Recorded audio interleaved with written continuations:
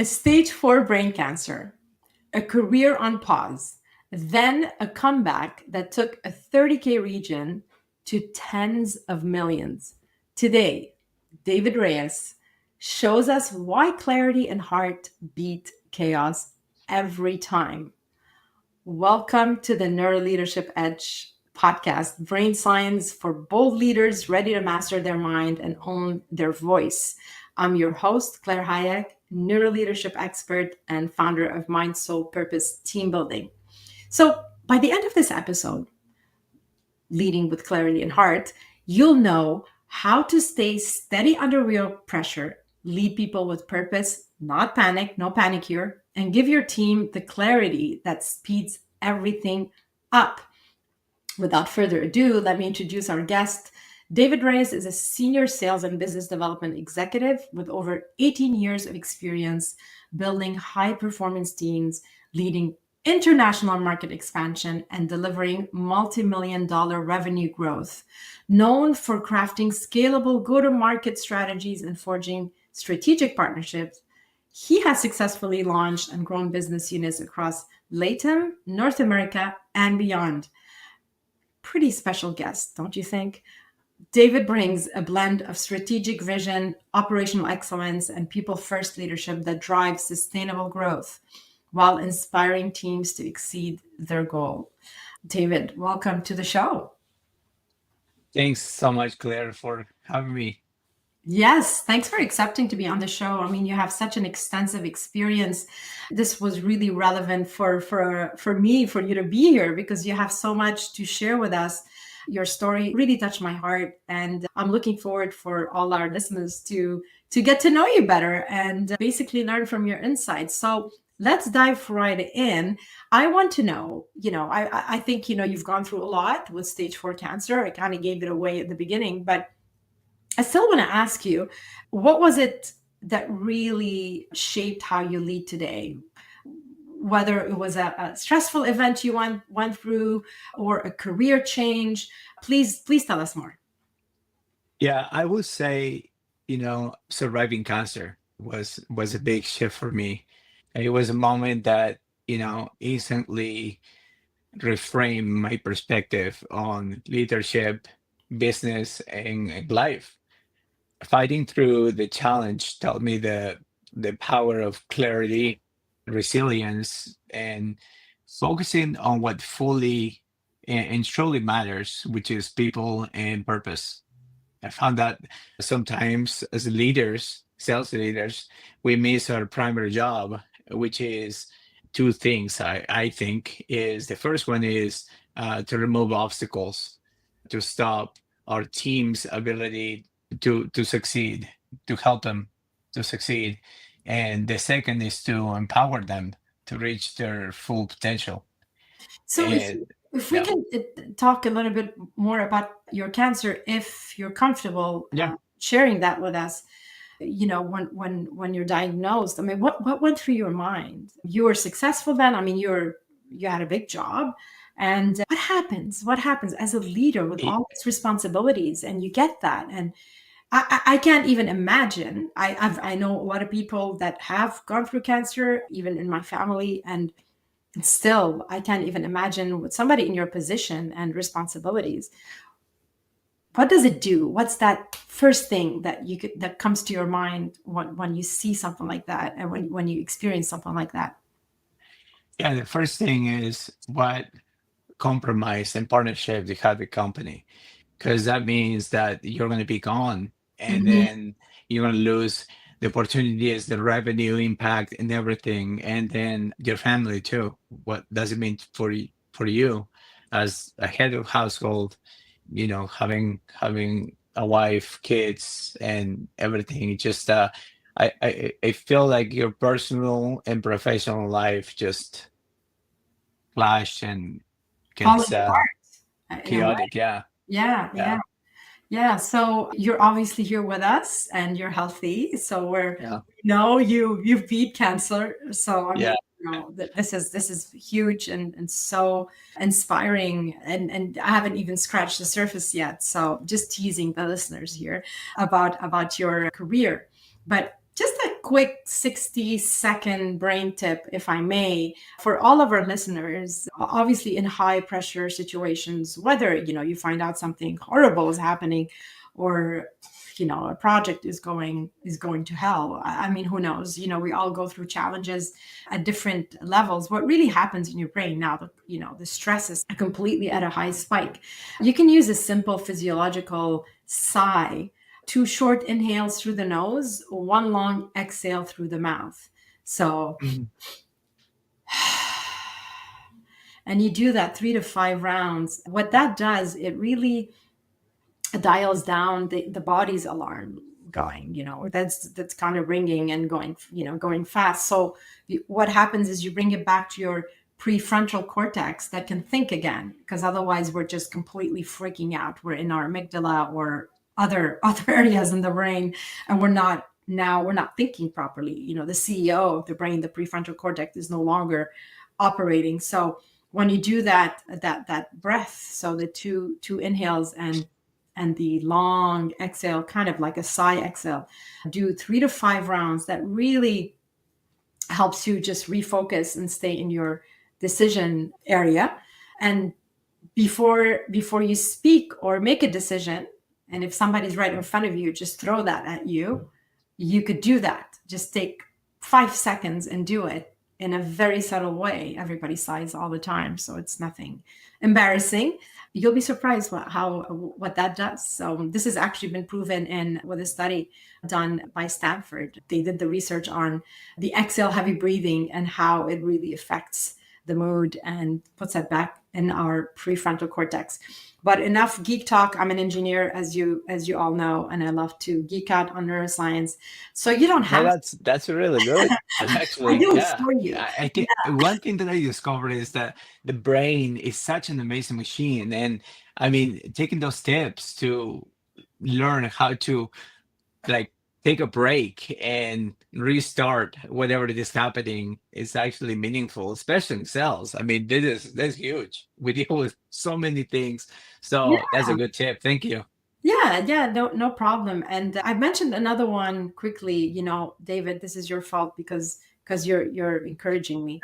Like, I was ready to move on, but now I'm going, maybe I should mention this other one. I promise it's going to be very fast, but I'm sharing this Go because I for want it. to add value to our listeners, and not only by giving our mic to our guest leaders that are so inspiring, just like David, but also so you can part with tips like how do I do it? What do I do? Right? So another one I mentioned in the last episode, previous episodes, is the 4-7-8 pattern. So 4-second inhale, slow inhale, hold your breath for 7 seconds, and then exhale on 8 seconds. So 4-7-8. Now, if you can't hold your breath for 7 seconds, it's not a problem. You can hold it for 4 seconds and build your way up to 7. This really, really, those longer controlled exhalations, they increase the vagal tone and they downshift the whole stress response.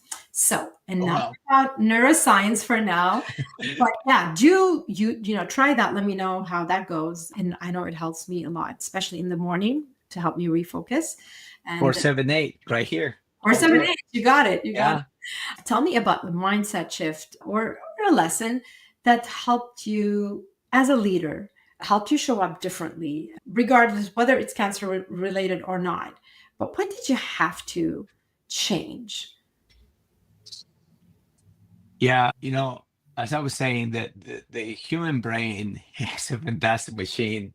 If you would ask me that a decade ago, I would say probably starting the business for Latam Qualtrics, because it was a brand new journey, new product, new business, a new market, and all those things, right? It just demanded a lot of learning. But to be honest, I got to go back again to cancer, because it taught me to be truly resilient, and then it taught me also the power of humanity, really, and how we can achieve the impossible sometimes. And that was, for me, it was a total mind shift on that, because I never experienced that before, but now when I was living that, it really changed my whole leadership, operating rhythm, and everything had to be involved with. Yeah. I bet. I mean, I can't even imagine. It just kind of, I think when we talk to, or, we meet people that have gone through cancer, and it puts things in perspective. And I think it brings people to their core. And you said it, David, leading with heart, putting it back to your heart. You feel more focused. And now you're not bombarded by a gazillion things. Now you're just focusing on surviving and focusing on your health, on yourself. You put yourself first. And this is something that I'm always telling leaders and clients that I coach, is that sometimes they come to me and say, my team is not working, things are not happening, how can I fix it, and all that. And what we realize is I don't want to say the problem, but the challenge is the focus on themselves, on growing, on dealing with their own self-sabotage patterns, or the chaos happening in their brain, in their life, in their reality, their thoughts, their inner critic, so on and so forth. So when you focus on yourself and grow and be in your heart and live in empathy and humility and clarity, everything just makes sense at that point. Once you're anchored and you're grounded, then everything else around you follows. Things just become clearer, simpler, right? And Yeah. fortunately, a lot of us, whether we're in leadership positions or not, have to go through some kind of disease or an accident or life-threatening situation to wake up. And again, I'm not an exception, and I'm not going to elaborate on that today, but I'm sure we've all gone through different things at different levels, different serious levels, right? I'm not comparing here, but wouldn't it be nice if we're just took that upon ourselves and worked on ourselves and tried to really get better and play at the level we need to play, and try to, maybe avoid a thing or two about hitting a wall. But you know what? All experiences are good experiences. All challenges are good. And there's always a gift. I always talk about the gift. There's always a gift. And I'm curious about the gift that you got from, if you want to look at it in a positive way, now looking back on what you've gone through, and, cancer, coming back to the business world, and all the struggle and hard work to get back on track. Like, what is the gift for you? What was that gift going, my God, if we connect those dots, that was, this is it. Yeah. And for sure. I mean, the coolest thing about this whole journey is that sometimes you feel that you are alone and you have to take everything by yourself and to do everything on your own. And this is why, as a leader, it's so important to lead with heart, because sometimes you have no idea the support you can get. And having great leaders around you can do so many things for you, positive things, those gifts that you're actually want to have. I had the opportunity to work with great leaders, great people: Carl Barksdale, Dan Watkins, John DeGustino. I mean, he was my CRO. And let me tell you a quick story about John, and this is what made me change everything. I came back to Qualtrics after I had my cancer, and I had to start pretty much everything from scratch because I didn't have my opportunities, my accounts, nothing, right? So it was one of those days that it was, pretty dark. I had no confidence. I was really in a bad place. And my CRO, John DeGustino, he was walking by. He saw me and he said, "Hey," he asked me, "Hey, Dave, could you come to my office? I want to talk to you." So of course I was nervous. I went to his office and he said, first of all, he's a big boxing and MMA fan. But he asked me, he's like, "Ever wonder what makes some fighters iconic while others stay average?"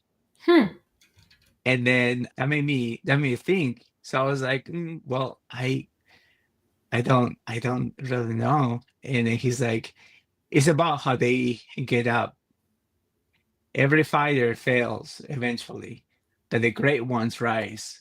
Mm, They learn from their mistakes and come back stronger than the rest, because the other ones stay down, even even though they're still standing. right. So that really was powerful to me, Mm, and it really changed everything. From that point on, I went up to achieve success after success, but it was because of those words. But then, as I was thinking about them, it wasn't just the fact that those were some powerful words. It came down to my CRO, which is he probably had over 500 sales leaders underneath him. right. He took the time to talk to me Mm, about my performance, about my mental issue. Obviously, he knew what I achieved in the past, but he took the time to talk to me. And then I thought, what if I bring that to my leadership style? What if I am always there for my team, for my people? I don't make everything related to just numbers and metrics, but about, you're a human. Let me talk to you. Let me see what you have in mind. Do you want to get promoted? Do you want to reach your OTE? What is it that you want as a human? You want to be the best father? You want to invest in different companies? What mm. is it you want to do? So it wasn't just the fact that, that someone gave me some powerful words. It's just the fact that you have somebody in your corner, and especially when that person is in a higher position than you. Mhm. So, This yeah, is amazing. I mean, it's as simple. Look at how simple that was. I mean, yeah, he took the time to speak to you. yeah, He probably, felt that the need was there. So that's somebody that is mindful and aware of the environment around him. And for somebody to be that sensible and connected, that's somebody that has a lot of clarity within them and that is grounded. That's a great thing. And that's one thing we underestimate. Sometimes we hold back and say, I'm not going to go up to so and tell her or him or whoever, they give them the talk or encourage them. And the inner critic comes in and says, you're silly, they don't care who you think you are, what, mind your own business. But it takes courage to go up to somebody. And the I think the moral of the story, listening to your story there, David, is that look how 5 minutes, what was shared with you, with the person, I'm sorry, I can't remember the name, what he shared with you, that effect, huge effect that had on your career. That for you, that's what you needed to hear at the time. And you just needed that extra little support and you just flew. He literally gave you those wings and just, it's like you got the wings. He reminded you had the wings. You yeah, just, he gave you the encouragement and the motivation to fly again. I believe that's the way I see it. And we underestimate the effect that has on people. It's don't hesitate to say what you have to say. It could yeah, change your life. yeah. Especially, I think, again, as a sales leader, you have to take some time in your one-on-ones and talk to that person. Before, for my operating rhythm was, having one-on-one meetings with my team, talking about forecasting, quotas, Right. talking about metrics, talking about all those things, right? All Yeah. the great things that everyone else talk about. But now it's more like, okay, let's talk about those things, but let's start with meaningful conversations before we do that, because you're also talking to a human, right? And it's so valuable. It creates trust, loyalty, and that's what you want. You don't want to deal with churn. You don't want to deal with whole mess of rehiring other people, right? That's simple. So it's very simple, right? It's really simple and it's so overlooked. And I think this comes up, I don't want to exaggerate, but almost every time I speak to a leader, Provide that psychological safety, provide the recognition, listen, active listening, be Active present. listening. Everybody's wondering, how do I retain my people? How do I create culture? How do I fix this? Show up, talk, be authentic, connect, and really care. But you need to really care. I mean, this is not pretending to care, because people, the brain is amazing. There's a mirror of neurons. They can feel when somebody's pretending, but they will also feel when you're genuine. And the impact when you're in your heart is huge. It's quadruple, 10x, 1000x, really. So the power of really leading from the heart, I believe that's a great ability that a lot of leaders, maybe, it's something we can develop. It's when you're stuck and over analyzing and self-judging, of course you're not going to do that, because you're afraid. What are they going to think of me? Oh my God, I'm gonna sound like this. I'm gonna sound like that, and they're going to think I'm too soft. It's simple. Just do it and just be authentic. Do it your own way. We're not putting words in your mouth here, right? Do it your own way. Everybody's got their own way, but be authentic, and people will feel it, and people will appreciate you. And people stay for the leader, for their boss, and they leave because of the boss.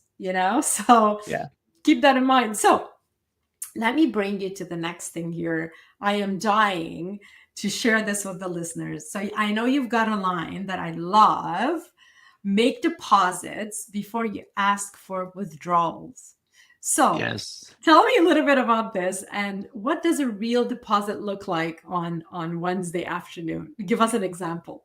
Yeah, I actually learned that one from another leader, great guy, J.J. Trehan.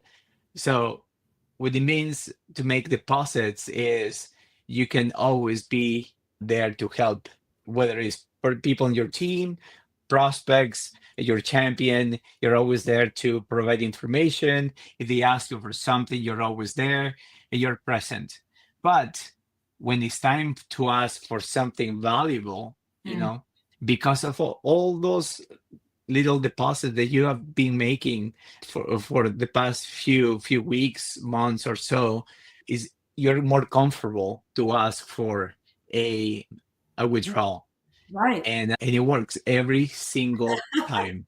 Yeah, I mean, a lot of people talk about this in sales in general, because people are very reluctant to talk about their ideas and share what they can offer somebody. But the thing is, if you're adding value, making deposits, and keep adding a lot of value, give, that's the deposit. Really, it's an exchange in life. It goes both ways. You might not ask that same person, but if you do, usually sometimes you don't even have to ask. I find you don't even have to say, can I withdraw? They'll come and say, hey, here's your interest. Exactly. They're just like, how can I help you? You've helped me so much. What can I do for you? And they go out of their way to do it, and you're like, no, I'm fine. No, please let me do it. Sometimes you don't even have to make a withdrawal. It just comes to you. But this is leading from the heart. And I understand that. I understood that also from you. I mean, confirming all this with your story. Leading from the heart is really all about just giving for the sake of giving. Now, let's not overgive and drain ourselves from taking from you, taking. That's a whole different story. It's not what we're saying. But when you truly want to help people and give and be present, people will reciprocate without even asking for that withdrawal. That's my 2 cents there, but I love that. And I can give you a couple of real examples for that has happened. I had this wonderful sales leader that was working under me, and he was always looking into get promoted, get to the next level. Right. And as part of my one-on-one was to make sure that, he was performing well, doing his job, but also decided to go because of, again, I started with meaningful conversations every single time. I discovered that he wanted to get promoted so he can get a bigger salary to buy a house for his wife and kid, a new kid is coming. So we work on a plan to make sure that he can get promoted. Right. As I said, if you hit those three metrics that I expect you to hit for 2 quarters in a row, you're on track to get promoted for the following one. And Right. that's what we did. And he hit his OTE, he got promoted. And but at the same time, when he got promoted, I asked him to be my trainer for my new cohort that was coming in. Right. Okay. And he just loved to be the trainer. Did he have the Wow. time? Maybe not, but he was the best trainer for my new cohort. I didn't have to do it, because I have other things to do. But I'm talking about withdrawals. That was it. And he knew exactly what I did for him. Did I had to do it? Maybe not. As a leader, maybe not. Maybe. I don't know. But the fact is that he saw that as a meaningful contribution that I did for him specifically. And the other one was for a prospect. I was working with a champion, and he was really struggling trying to get the value message to the company. And what I did is I wrote a slide and also a document about how we present ourselves, what are the problems that the company was facing, and how we were able to help them out. Right. And I gave that information to him out of nowhere. And he was like excited because he didn't have to do it. Of course, he took it back. He edited a couple of things, but it was great because then he introduced me to a couple more champions, did multi-threading, and it worked out. Yeah. Absolutely. All right, let's jump into thanks by the way, for sharing this. Let's jump to the rapid fire bold truth. So the way this works, All I'm right. going to throw a couple of questions at you. You got about 15 to 30 seconds to answer. So biggest myth about leadership. The biggest myth is that everything is hell or heaven, which is not. Love that one. Okay, next one. First sign your team has lost clarity. What do you look for? Ground, making sure they're grounded to what originally was our vision. All right. And the book that rewired your leadership? I would say Predictable Revenue by Aaron Ross. And I would say also the Sales Accelerator Formula by Mark Ribard. All right. Thanks for sharing. So let me throw the listener challenge here on screen. This is what we really suggest for this episode. So run a clarity check this week. Ask about 3 to 5 teammates in your team, right? To write your team's number one priority in one sentence. If you have a priority for the month, for the quarter, for the week, doesn't matter. What's the number one priority? Compare answers and you'll be surprised. And if they don't match, fix the message by Friday and share your learning with #leadwithclarity. We really want to hear from you. Do tag me and tag David on this. So just so you know, a reminder, you can see a QR code up here. You have basically access to all my socials when you scan the code, and you could tag me whatever social media you prefer. David is listed on the LinkedIn event, and you can also reach out to him. And as always, if you enjoyed the episode, this conversation was really moving for you or helped you in any way, please hit subscribe so you can never miss another episode of the NeuroLeadership Edge. And if you want to go deeper into the subject, please do subscribe to my newsletter. This is on LinkedIn. And I pretty much every couple of weeks share a lot of brain-based tools. Remember, I'm the geek. I love geeking out, so you don't have to do it. And finally, David, any last quick words?